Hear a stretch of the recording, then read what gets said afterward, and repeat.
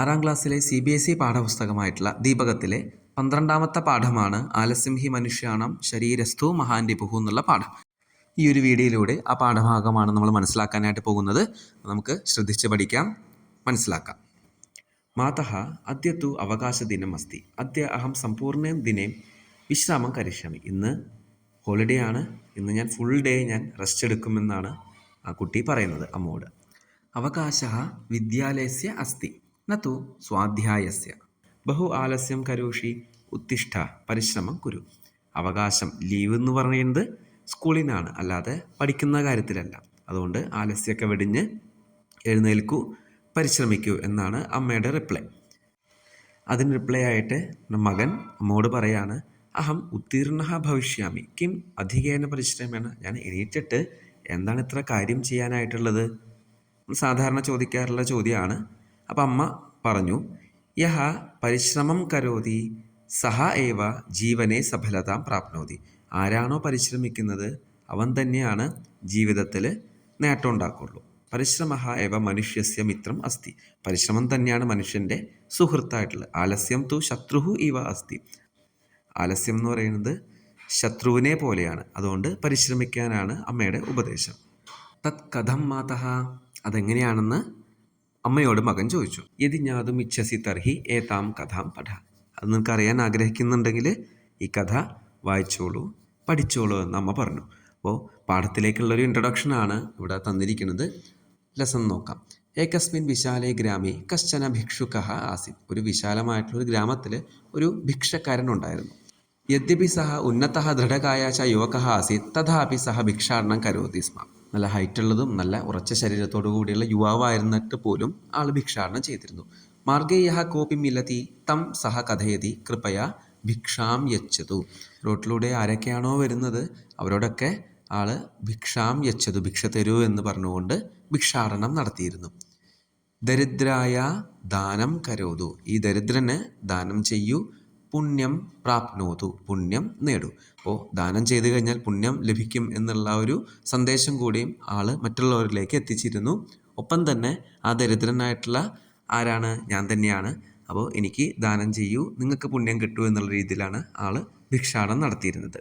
ഇതി കേചന ജനാഹ തസ്മൈ ധനം യച്ഛന്തി കേചന ച തർജയന്തി. കുറച്ച് പേര് പൈസ കൊടുത്തിരുന്നു, കുറച്ച് പേര് ആളെ ചീത്ത പറഞ്ഞിരുന്നു അല്ലെങ്കിൽ ഉപദ്രവിച്ചിരുന്നു. ഏകദാ തേന മാർഗേന കശ്ചിത് ധനികഃ ആഗച്ഛതി. ഒരിക്കൽ ആ വഴിയിലൂടെ ഒരു ധനികൻ വന്നു.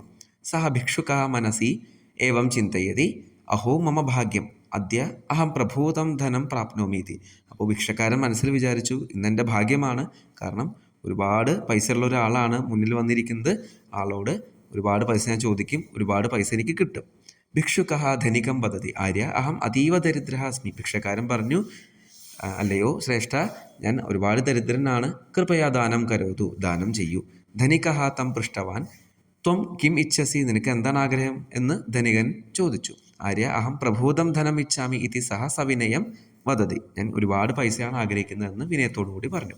തഥാ ധനികഃ വദതി അഹം തുഭ്യം സഹസ്രം രൂപ്യകാണി യച്ഛാമി ത്വം മഹ്യം തവ പാദം യച്ഛ. ഞാൻ നിനക്ക് 1000 രൂപ ഞാൻ തരാം, നീ എനിക്ക് നിൻ്റെ 2 പാദങ്ങളും കാലുകളും തരണം. ഭിക്ഷുകഃ വദതി അഹം മമ പാദോ തുഭ്യം കഥം ദദാമി. ഞാൻ എങ്ങനെ നിനക്ക് തരാം? ബിനാ പാദോ കഥം വാ ചലാമി. കാലുകളില്ലാതെ ഞാൻ എങ്ങനെ ചലിക്കും? അതുകൊണ്ട് എനിക്ക് തരാൻ സാധിക്കില്ല എന്ന് പറഞ്ഞു.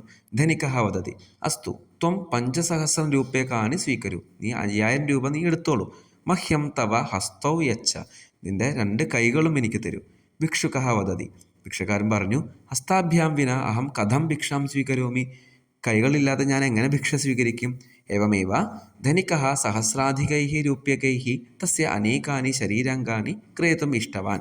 ആയിരക്കണക്കിന് രൂപ കൊടുത്തുകൊണ്ട് ഭിക്ഷക്കാരൻ്റെ പല ശരീരഭാഗങ്ങളും വാങ്ങാനായിട്ട് ധനികൻ ആഗ്രഹിച്ചു. കിന്തു ഭിക്ഷുകഃ നിരാകൃതവാൻ. പക്ഷെ ഭിക്ഷക്കാരൻ എന്ത് ചെയ്തു?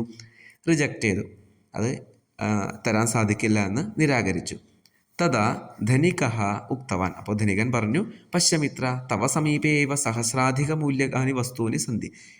അപ്പോൾ അല്ലയോ കൂട്ടുകാരാ, നിൻ്റെ കയ്യിൽ തന്നെ ഒരുപാട് പൈസയുള്ള ശരീരഭാഗങ്ങളും ഒരുപാട് മൂല്യങ്ങളുള്ള വസ്തുക്കളും ഉണ്ട്.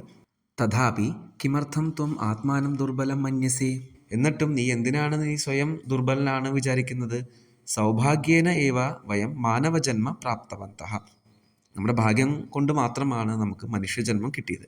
അസ്യ സഫലതാർത്ഥം പ്രയത്നം കുരു ഇതഹ ഗച്ഛ ശുഭം ഭവതൂതി. ആ മനുഷ്യജന്മത്തിന് സാഫല്യം കിട്ടുന്നതിനായിട്ട് ഇവിടുന്ന് പരിശ്രമിക്കുക, ഇവിടുന്ന് പോകുക, നന്നായിട്ട് വരിക എന്ന് അനുഗ്രഹിച്ചു. ഭിക്ഷക്കാരൻ അനുഗ്രഹിച്ച് അവിടുന്ന് വിട്ടു. തസ്മാത് ദിനാത് ഭിക്ഷുകഃ ഭിക്ഷാടനം ത്യക്ത്വാ പരിശ്രമേണ ധനാർജനം കൃത്വാ സഗൗരവം ജീവനയാപനം ആരബ്ധവാൻ. അപ്പോൾ ആ ദിവസം തൊട്ട് ഭിക്ഷാടനമൊക്കെ ഒഴിവാക്കിക്കൊണ്ട് അദ്ദേഹം, ആ ഭിക്ഷക്കാരൻ ആയിരുന്ന ആൾ, പരിശ്രമം ചെയ്തുകൊണ്ട് ധനം ആർജിച്ചുകൊണ്ട് അദ്ദേഹത്തിൻ്റെ ജീവിതം മുന്നോട്ട് കൊണ്ടുപോയി. അതഹ ഏവ സജ്ജനാഹ വദന്തി. അതുകൊണ്ടാണ് നല്ല വ്യക്തികളൊക്കെ പറയുന്നത്, ആലസ്യം ഹി മനുഷ്യാണാം ശരീരസ്ഥോ മഹാൻ രിപുഹു നാസ്ത്യുദ്യമസമോ ബന്ധുഹു കൃത്വായം നാവസീദതി. ഈ ശ്ലോകത്തിൻ്റെ അന്വയം, പദച്ഛേദം, ഭാവാർത്ഥമൊക്കെ നമുക്ക് അടുത്ത പേജിലാണ് കൊടുത്തിരിക്കുന്നത്. നമുക്ക് നോക്കാം. പദച്ഛേദ ആലസ്യം ഹി മനുഷ്യാണാം ശരീരസ്ഥ മഹാൻ രിപുഹു. ശരീരസ്ഥോ എന്നുള്ളത് ശരീരസ്ഥ എന്നാണ് പദം ഛേദം ചെയ്യുമ്പോൾ കിട്ടുന്നത്. മഹാൻ രിപുഹു നാസ്ത്യുദ്യമസമോ എന്നുള്ളത്. അപ്പോൾ അതൊറ്റ വാക്കാണ് ഇവിടെ ശ്ലോകത്തിൽ. നമ്മൾ സ്പ്ലിറ്റ് ചെയ്യുമ്പോൾ എങ്ങനെയാണ്? നാ അസ്തി ഉദ്യമസമഃ നാസ്ത്യുദ്യമസമഃ ബന്ധുഹു കൃത്വായം നാവസീദതി. നാവസീദതി എന്നുള്ള വാക്കും നമുക്ക് പദച്ഛേദം ചെയ്യുമ്പോൾ ന അവസീദതി ന ദുഃഖതി, ദുഃഖിക്കില്ല എന്നാണ് അർത്ഥം. അന്വയം നോക്കാം.